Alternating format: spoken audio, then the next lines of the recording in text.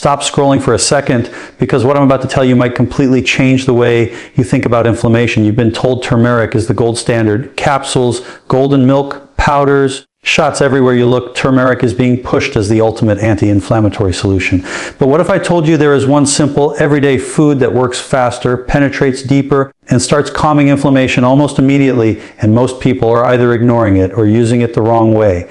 Stay with me, because by the end of this video, you'll understand why this one food has been quietly outperforming turmeric all along, and how you can use it starting today to help your joints, your gut, your muscles, your heart, and even your brain. Now let's get one thing clear right away. Turmeric is not useless. It does have benefits, but here's the problem no one talks about.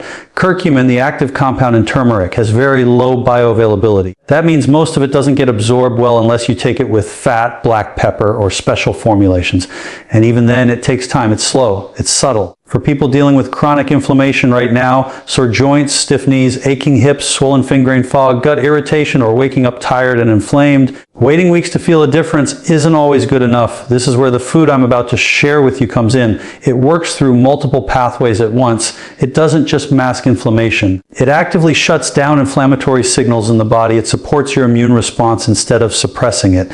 And it starts working at the cellular level much faster than turmeric ever could. The food I'm talking about is ginger. Now, before you click away thinking, I already know about ginger, stay with me, because most people have no idea how powerful ginger really is, and more importantly, how to use it correctly to get results that turmeric simply can't match. Ginger isn't just a spice, it's a metabolic regulator. Inside ginger are compounds called gingerols and shogols. These are potent anti-inflammatory and antioxidant molecules that directly inhibit COX-2 enzymes and NF-κB pathways, which are major drivers of inflammation in the body. This is the same inflammatory pathway targeted by many pain medications, except ginger does it naturally without damaging your gut lining or stressing your liver. What makes ginger special is speed. Ginger starts working as soon as it hits your digestive system. It improves circulation, increases blood flow, and delivers its anti-inflammatory compounds rapidly to tissues that are inflamed. This is why people often feel relief in joints, muscles, and digestion within hours, not weeks.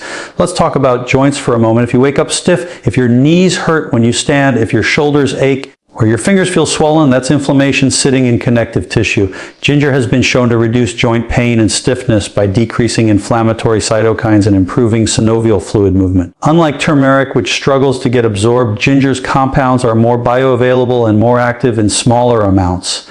Now let's move to the gut, because inflammation almost always starts there. An inflamed gut leads to systemic inflammation throughout the body. Ginger is one of the best foods on earth for calming gut inflammation. It relaxes the intestinal muscles, reduces bloating, improves digestion, and supports the stomach lining. A calm gut means fewer inflammatory signals traveling through your bloodstream. This is why people who use ginger regularly often notice less acid reflux, less gas, less cramping, and more regular digestion. And when your gut is calm, your immune system is calmer too. Now here's something most people don't realize. Ginger doesn't just reduce inflammation, it helps prevent it from coming back. It improves insulin sensitivity, stabilizes blood sugar, and reduces oxidative stress. High blood sugar and insulin spikes are major drivers of chronic inflammation, especially in people over 40. By stabilizing blood sugar, ginger cuts inflammation off at the source. Let's talk about muscles and recovery. If you exercise even lightly, inflammation builds up in muscle tissue. That's normal. But when inflammation lingers, recovery slows down, pain increases, and muscle breakdown accelerates. Ginger has been shown to reduce delayed onset muscle soreness and speed recovery by reducing inflammatory markers in muscle fibers. This makes it especially powerful for aging adults trying to maintain strength and mobility. Now let's talk about the brain, because this is where things get really interesting. Chronic inflammation in the brain contributes to brain fog, mood changes, memory issues, and even neurodegeneration. Ginger's antioxidant compounds cross the blood-brain barrier and help reduce neuroinflammation. This is why many people report clearer thinking, better focus, and improved mood when ginger becomes part of their daily routine. Another reason ginger outperforms turmeric is its effect on circulation. Ginger gently thins the blood, improves oxygen delivery, and enhances nutrient transport. Better circulation means faster healing and less inflammation trapped in tissues. Turmeric doesn't have this same immediate circulatory effect. Now let's talk about how most people use ginger incorrectly. They sprinkle a little powdered ginger on food once in a while and expect miracles. That's not how it works. The form, timing, and consistency matter. Fresh ginger is the most powerful form. When you grate or slice fresh ginger, you activate gingerols that are highly active in the body. Ginger tea made from fresh ginger is one of the fastest ways to reduce inflammation system-wide. It warms the body, improves digestion, delivers active compounds quickly. Another powerful way to use ginger is first thing in the morning. Overnight, your body accumulates inflammatory waste products. Drinking warm ginger water in the morning helps flush inflammation, stimulate digestion, and reset your system for the day. Many people notice less stiffness and better energy within days. For joint and muscle inflammation, ginger works incredibly well when taken consistently. Small daily doses are more effective than occasional large ones. This keeps inflammatory pathways suppressed throughout the day. Now here's something Dr. Mandell often emphasizes, and it's critical. Inflammation isn't just about pain, it's about aging. Chronic inflammation accelerates aging at the cellular level. It damages mitochondria, shortens telomeres, and increases oxidative stress. Ginger directly supports mitochondrial health, which means better energy, slower aging, and improved resilience. Let's compare this directly to turmeric one more time. Turmeric requires black pepper for absorption. Ginger doesn't. Turmeric takes weeks to show effects. Ginger works within hours or days. Turmeric can irritate some people's stomachs. Ginger actually heals the stomach lining. Turmeric is often overprocessed in supplements. Ginger works beautifully in its natural form. It doesn't mean you can't use turmeric at all. But if you're looking for faster, more noticeable inflammation relief, ginger should be your first choice. Now let's talk about inflammation triggers, because using ginger without addressing these is like bailing water from a leaking boat. Sugar, refined carbohydrates, seed oils, chronic stress, poor sleep, and dehydration all fuel inflammation. Ginger helps counteract these, but lifestyle still matters. The beauty of ginger is that it supports the body while you work on those changes. Another overlooked benefit of ginger is its effect on the immune system. It doesn't suppress immunity like some anti-inflammatory drugs. Instead, it modulates immune response. That means it calms excessive inflammation without weakening your defenses. This is especially important for people who get sick easily or feel run down. Let's talk about dosage in a practical way. You don't need massive amounts. A small piece of fresh ginger daily or 1 to 2 cups of fresh ginger tea is enough for most people. Consistency is key. This is not a one-time fix. It's a daily support system for your body. Some people ask if ginger is safe long-term. For most individuals, yes. It's been used for thousands of years across cultures. However, if you're on blood thinners or have specific medical conditions, always be mindful and talk to your healthcare provider. Now, I want you to think about how your body feels right now. The stiffness, the aches, the fatigue, the inflammation you've been trying to fight with pills and powders. Sometimes the answer isn't more supplements. Sometimes it's a simple, ancient food used correctly. Ginger doesn't just fight inflammation. It teaches your body how to regulate itself again. It supports digestion, circulation, immunity, metabolism, and recovery all at once. That's why it works faster. That's why it feels different. And that's why so many people are shocked when they finally give it a real chance. If you've been relying on turmeric and not seeing the results you want, don't give up on natural solutions. Just switch your focus. Use ginger daily. Use it fresh. Use it consistently. Pay attention to how your body responds. And here's my challenge to you. Try ginger every day for the next 7 days. Notice how your joints feel in the morning. Notice your digestion. Notice your energy and mental clarity. Most people don't need convincing once they feel the difference themselves. If this video helped you understand inflammation in a new way, make sure you support the channel by liking the video and subscribing for more simple, science-based health strategies. Share this with someone who's struggling with pain or inflammation and doesn't know where to start. Your body has an incredible ability to heal when you give it the right tools. Sometimes the most powerful solutions aren't the ones being advertised the loudest. They're the ones that have been quietly working for centuries. And this is where most people completely miss the picture, because inflammation is not just about what you eat or which supplement you take. It's also about how waste leaves your body, and that brings us straight into the lymphatic system, a system almost no one talks about, even though it plays a massive role in pain, swelling, stiffness, and slow healing. Unlike your blood, which has a heart to pump it, your lymphatic system has no pump. It relies entirely on movement, breathing, muscle contraction, hydration, and posture to move inflammatory waste out of your tissues. When lymph flow slows down, inflammation doesn't just stay. It builds, it thickens, it gets trapped in joints, muscles, and organs, creating that heavy, sore, puffy feeling so many people wake up with and think is just normal aging. When lymph fluid becomes stagnant, inflammatory proteins, damaged cells, metabolic waste, and immune debris accumulate in tissues. This creates localized inflammation that doesn't respond well to supplements alone, because the problem isn't that your body can't calm inflammation, it's that it can't remove it. You can take the best anti-inflammatory foods in the world, but if lymph isn't moving, the waste has nowhere to go. This is why some people say, I eat clean, I take supplements, but I still feel inflamed. The cleanup crew is stuck in traffic. The lymphatic system runs through your entire body, wrapping around muscles, joints, organs, and even your brain. It drains through lymph nodes, which act like filters trapping pathogens and debris. When flow is good, inflammation resolves efficiently. When flow is poor, lymph nodes become congested, tissues swell, and pain lingers. This is especially common in the neck, shoulders, lower back, hips, knees, and ankles. Gravity alone works against lymph flow in the lower body, which is why swelling and stiffness often show up there first. One of the biggest reasons lymph flow slows down is lack of movement. Modern life keeps people sitting for hours, shoulders hunched, diaphragms shallow, muscles inactive. Every time a muscle contracts, it squeezes lymph vessels and pushes fluid forward. When muscles don't move, lymph stagnates. This is why gentle movement often reduces pain faster than rest, even though rest feels logical when something hurts. Stillness allows inflammation to pool. Breathing plays a huge role here too. Deep diaphragmatic breathing creates pressure changes that pull lymph upward through the thoracic duct, the main highway where lymph drains back into the bloodstream. Shallow chest breathing shuts this process down. Chronic stress tightens the diaphragm, reduces breathing depth, and indirectly blocks lymph flow. This is why stress alone can increase inflammation even without dietary changes. Hydration is another critical factor. Lymph is mostly water. When you're dehydrated, lymph becomes thicker and moves more slowly, like sludge instead of a stream. Thick lymph traps inflammatory molecules in tissues longer, increasing pain and swelling. Many people mistake thirst-driven inflammation for aging or arthritis. Simply increasing water intake often reduces stiffness within days because lymph fluid thins and begins to move again. Posture also matters more than people realize. A collapsed chest, forward head posture, and tight neck muscles compress lymph vessels in the neck where a large amount of lymph drains, creates congestion in the face, sinuses, brain, and upper body. People experience headaches, brain fog, puffy eyes, sinus pressure, and neck stiffness, not realizing it's lymph congestion rather than a structural problem.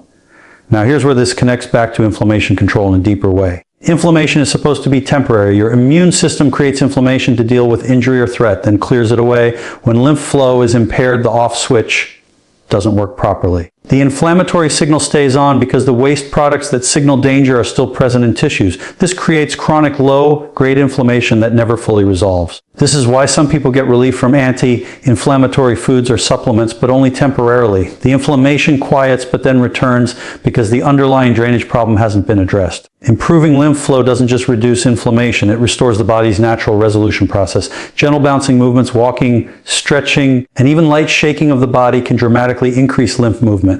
The calves act as a secondary pump for lymph in the lower body. Every step you take pushes lymph upward. When people stop walking regularly, inflammation in the knees, hips, and ankles increases, not just because joints wear down, but because lymph drainage slows. Heat can also improve lymph flow. Warm showers, saunas, and heat packs dilate lymph vessels, allowing fluid to move more freely. Cold exposure can also help by stimulating muscle contraction and circulation, but for lymph specifically, warmth combined with movement tends to be most effective for many people. Another overlooked aspect is the role of fascia, the connective tissue network that surrounds muscles and organs. Fascia contains lymph vessels, and when fascia becomes tight and dehydrated, lymph flow is restricted. This is why gentle stretching, myofascial release, and even massage can reduce inflammation far beyond what people expect. It's not just relaxing muscles, it's restoring fluid movement through tissue planes. Sleep position can influence lymph drainage as well. During deep sleep, especially when lying on the side, the brain's lymphatic system, known as the glymphatic system, clears metabolic waste. Poor sleep quality reduces this process, leading to neuroinflammation. This is why chronic inflammation often comes with brain fog and poor sleep in a vicious cycle. The lymphatic system also plays a major role in immune balance. When lymph flow is poor, immune cells become overactive in tissues, increasing inflammation instead of resolving it. Improving lymph movement helps immune cells circulate properly, reducing unnecessary inflammatory responses. This is one reason why people who start moving more, breathing deeper, and hydrating better often report fewer flare-ups, fewer aches, and better resilience to stress. What's powerful here is that lymph flow improvement doesn't require expensive tools. It requires awareness and consistency. Simple daily habits create cumulative effects. The body responds quickly when lymph pathways reopen. People often feel lighter, less stiff, and less swollen within days because fluid finally starts moving again. As we age, lymph vessels lose elasticity, making movement even more important. Aging doesn't automatically cause inflammation, stagnation does. The more sedentary someone becomes, the more inflammation accumulates. This is why older adults who stay active often feel younger than those who rely solely on supplements or medications. It's also important to understand that inflammation can hide in places you don't immediately associate with pain. Puffy fingers, tight rings, swollen ankles, bloated abdomen, sinus congestion, and even unexplained weight gain can be signs of lymphatic congestion rather than fat gain or hormonal imbalance alone. When lymph fluid pools, tissues hold on to water and waste. Food choices still matter, but they work best when lymph is moving. Anti-inflammatory foods reduce the load, but lymph clears the debris. Think of it like cleaning a room. Food turns off the mess, making lymph takes out the trash. You need both. This is why inflammation reduction is often faster when people combine dietary changes with movement, hydration, and breathing rather than focusing on one thing. The body is a system, not a collection of isolated parts. When lymph flow improves, everything else works better. Digestion, immunity, circulation, joint health and recovery, even emotional stress affects lymph flow. Chronic tension tightens muscles and fascia, restricting fluid movement. This is why practices that calm the nervous system often reduce inflammation indirectly. When the body feels safe, it relaxes, vessels open, and flow resumes. One of the most encouraging aspects of lymphatic health is how quickly the body responds. Unlike structural damage, lymph stagnation is reversible. The moment you start moving, breathing deeply, hydrating, and decompressing tight areas, flow improves. Inflammation doesn't have to be fought aggressively. It can be guided out gently. People often underestimate the power of small actions done daily. A short walk, deep breathing, stretching, hydration, and posture awareness can outperform many supplements when it comes to chronic inflammation. Not because supplements are useless, but because they can't move fluid on their own. When lymph flow improves, pain becomes less intense, recovery speeds up, swelling decreases, and the body feels more resilient. This is the missing piece for many people who feel stuck despite doing everything right. The solution isn't always adding something new. Sometimes it's restoring what's already built into the body. Inflammation is not the enemy, stagnation is. The body knows how to heal when pathways are open. When lymph moves, inflammation resolves naturally, tissues recover, and the system regains balance. And when you understand lymph flow, the next hidden driver of inflammation starts to make perfect sense, and that is hydration and blood thickness, something almost no one connects to chronic pain, stiffness, or swelling, even though it plays a huge role in how inflammation behaves inside the body. When the body is even mildly dehydrated, blood becomes thicker, more viscous, and harder to move through small vessels. This slows oxygen delivery, nutrient transport, and waste removal, all of which quietly increase inflammation at the tissue level. Thicker blood forces the heart to work harder and reduces circulation to joints, muscles, and organs. Poor circulation means inflammatory chemicals linger longer where they shouldn't.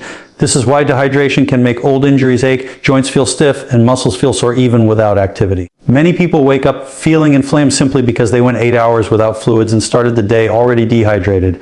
Dehydration doesn't just affect blood, it directly impacts lymph fluid as well. Lymph relies on water to stay thin and mobile. When water intake is low, lymph becomes sluggish, compounding the problem of waste buildup in tissues. Blood thickens, lymph thickens, and inflammation gets trapped in a slow-moving system.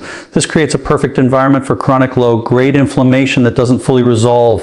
What makes this especially tricky is that thirst is a late signal. By the time you feel thirsty, blood viscosity has already increased. Many people confuse dehydration symptoms with hunger, fatigue, or even anxiety. Headaches, brain fog, dry mouth, muscle cramps, and irritability are often hydration issues, masquerading as other problems.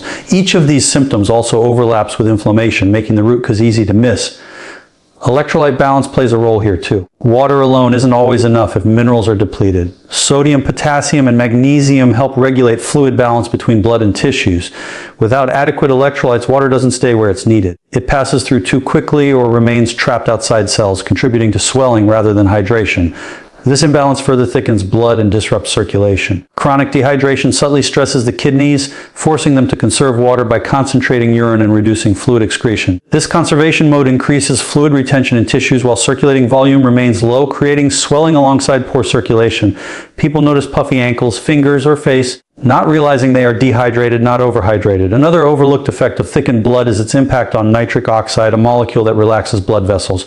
Dehydration reduces nitric oxide availability, causing vessels to constrict. Narrow vessels increase resistance, reduce flow, and intensify inflammation in areas already under stress. This is particularly noticeable in extremities like hands, feet, and knees. Movement and hydration work together. When blood is thick, movement feels harder. When movement decreases, circulation slows further. This vicious cycle keeps inflammation locked in place. Simply improving hydration can make movement easier, which then enhances circulation and lymph flow, creating a positive feedback loop that reduces inflammation naturally. Temperature regulation is also affected. Dehydration reduces the body's ability to dissipate heat, increasing internal stress and inflammatory signaling. This is one reason people feel worse in hot weather when dehydrated. Heat increases fluid loss, thickens blood further, and amplifies inflammation-related discomfort. Sleep quality is influenced by hydration status as well. Dehydration increases nighttime heart rate and stress hormones, interfering with deep sleep. Poor sleep then increases inflammatory markers the next day. People often try supplements for sleep-related inflammation without addressing the simplest factor, adequate hydration throughout the day. Caffeine and alcohol complicate this picture. Both increase fluid loss and contribute to dehydration if not balanced with water intake. Many people rely on coffee to function, unknowingly increasing blood thickness and inflammatory stress. The temporary energy boost masks the underlying problem, allowing inflammation to build quietly. As people age, total body water decreases, making hydration even more critical. Older adults are more prone to dehydration and blood viscosity changes, which partly explains increased inflammation with age. This isn't inevitable, it's often correctable. Consistent fluid intake spread throughout the day supports circulation and reduces inflammatory load. Hydration timing matters. Drinking large amounts of water all at once doesn't hydrate as effectively as steady intake. Sudden intake can dilute electrolytes and trigger rapid excretion while tissues remain underhydrated. Small, regular amounts support stable blood volume and better nutrient delivery. The sensation of stiffness is often more about fluid dynamics than structural damage. When tissues are dehydrated, they lose elasticity. Fascia becomes sticky, joints lose lubrication, and muscles resist movement. Rehydration restores tissue glide, reducing friction and inflammatory signaling. Inflammation thrives in low-flow environments. Thick blood and sluggish circulation create exactly that. Improving hydration doesn't just support general health, it directly changes the environment in which inflammation exists. When flow improves, inflammatory molecules are diluted, dispersed, and removed more efficiently. This is why people sometimes experience rapid relief from aches after drinking enough fluids for a few days. It feels too simple to be true, so it's often dismissed. But physiology doesn't require complexity to be effective. The body depends on fluid movement to maintain balance. Hydration also affects the delivery of anti-inflammatory compounds from food. Even the best diet can't work optimally if circulation is compromised. Nutrients need fluid transport to reach tissues. Thick blood slows this process, reducing the impact of healthy choices. The goal isn't just to drink more water, but to support fluid balance intelligently. Paying attention to urine color, energy levels, and stiffness patterns offers clues. When hydration improves, inflammation often quiets without dramatic intervention. Blood flow, lymph movement, and hydration are inseparable. When one improves, the others follow. This interconnected system determines whether inflammation resolves or persists. Many people chase solutions without realizing the foundation is fluid movement. When the body has enough water, blood flows, lymph drains, tissues glide, and inflammation loses its grip.